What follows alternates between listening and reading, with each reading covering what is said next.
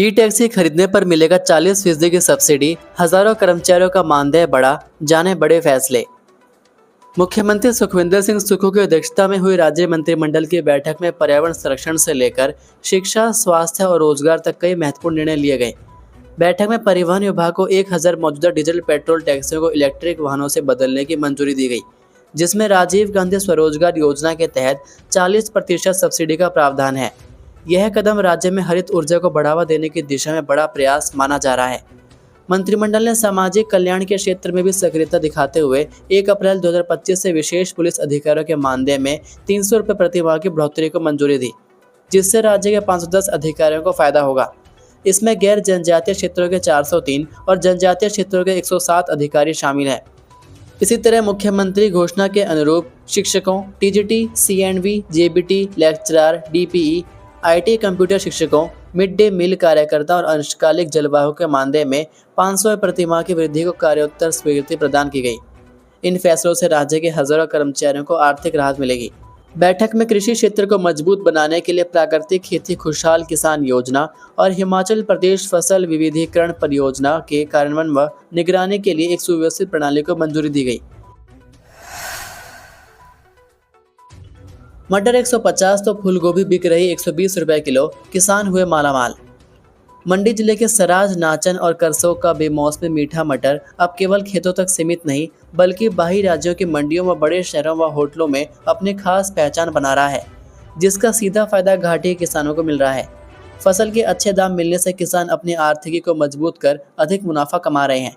इस सीजन में सराज, नाचन और करसोग के ऊंचाई वाले क्षेत्रों में 25 से 30 हजार हेक्टेयर भूमि मटर की शानदार पैदावार हुई है, जिसके चलते बाहरी और स्थानीय क्षेत्रों के व्यापारी घर द्वार पहुंचकर किसानों के मटर को अच्छी कीमत पर खरीद रहे हैं।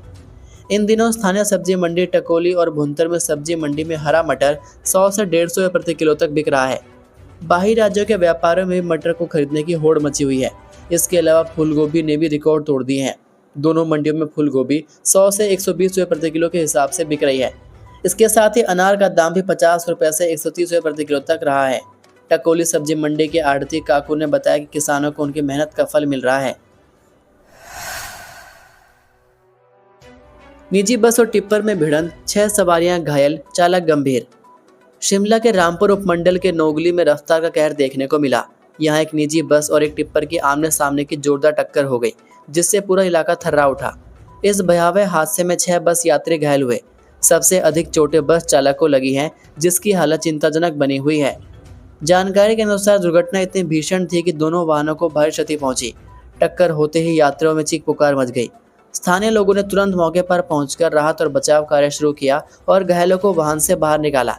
सभी घायलों को तत्काल नजदीकी अस्पताल पहुंचाया गया, जहां उनका उपचार जारी है। पुलिस ने मामला दर्ज कर लिया है और हादसे के कारणों की जांच शुरू कर दी है। इस दुर्घटना से सड़क पर कुछ देर के लिए यातायात भी बाधित हुआ।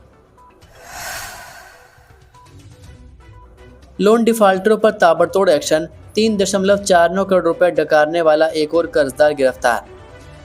सोलन के बघाट कोऑपरेटिव बैंक में करोड़ों रुपए के लोन मामले में पुलिस ने सहकारी सभा रजिस्ट्रार कोर्ट के सख्त आदेशों पर कार्रवाई करते हुए करीब 3.5 करोड़ रुपए के एक और डिफॉल्टर को सलाखों के पीछे पहुंचा दिया है। कंडाघाट तहसील के बीशा निवासी रविंदर नाथ की गिरफ्तारी के साथ ही इस पूरे मामले में गिरफ्तार होने वालों की संख्या 2 हो गई है, जबकि 14 अन्य बड़े कर्जदारों पर भी गिरफ्तारी की तलवार लटक रही है। इस ताबड़तोड़ कार्रवाई से जिले के अन्य लोन डिफाल्टरों में हड़कंप मच गया है। आपको बता दें कि रविंदर नाथ ने कुछ साल पहले बैंक से व्यापारिक उद्देश्य के लिए करोड़ों का ऋण लिया था, लेकिन ना तो व्यापार चला और ना ही बैंक का पैसा लौटाया गया। बैंक प्रबंधन ने बार बार नोटिस भेजे, लेकिन जब कोई प्रतिक्रिया नहीं मिली तो उसे डिफाल्टर घोषित कर दिया गया, लेकिन वह लगातार समन की अवहेलना करता रहा। उसके इस रवैये को देखते हुए अदालत ने कड़ा रुख अपनाया और 17 अक्टूबर को उसके खिलाफ गैर जमानती गिरफ्तारी वारंट जारी कर दिया। कंडाघाट पुलिस की एक विशेष टीम ने वारंट पर कार्रवाई करते हुए रविंद्र को गिरफ्तार कर अदालत में पेश किया। गोद में उठाए बच्चे पर तेंदुए ने किया हमला, पिता ने लात घूंसे मार भगाया। शिमला जिले के उपमंडल चौपाल की पंचायत देवत के कोटमल गांव में तेंदुए ने पिता की गोद में उठाए बच्चे पर हमला कर दिया। पिता ने तेंदुए का मुकाबला किया और लात घूंसे मार बच्चे को उसके चंगुल से छुड़ाया। बच्चे की पीठ और कंधे पर गंभीर चोटें आई। घायल बच्चे को आईजीएमसी शिमला रेफर किया गया। घटना शुक्रवार रात की है। गांव का मोहम्मद सिकंदर अपने 5 साल के बेटे को गोद में उठाकर घर की ओर जा रहा था। अचानक तेंदुआ बच्चे पर झपट पड़ा। सिकंदर ने बच्चे को कसकर पकड़े रखा। उन्होंने साहस दिखाते हुए तेंदुए को लात घूंसे मारे। इसके बाद तेंदुआ बच्चे को छोड़कर भाग गया।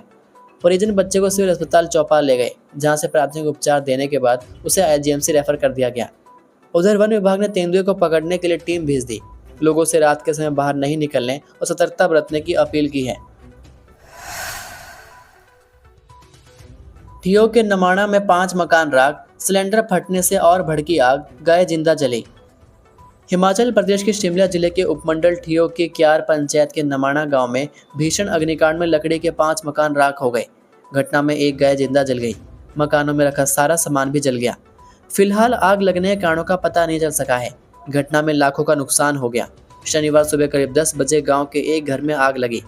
आग की चपेट में आया सिलेंडर भी फट गया। इससे आग और विकराल हो गई और आसपास के 4 अन्य घरों को भी चपेट में लिया। घटना के समय इन परिवारों को सदस्य घासती में घास काटने गए थे, जबकि कुछ अपने कामकाज पर गए थे।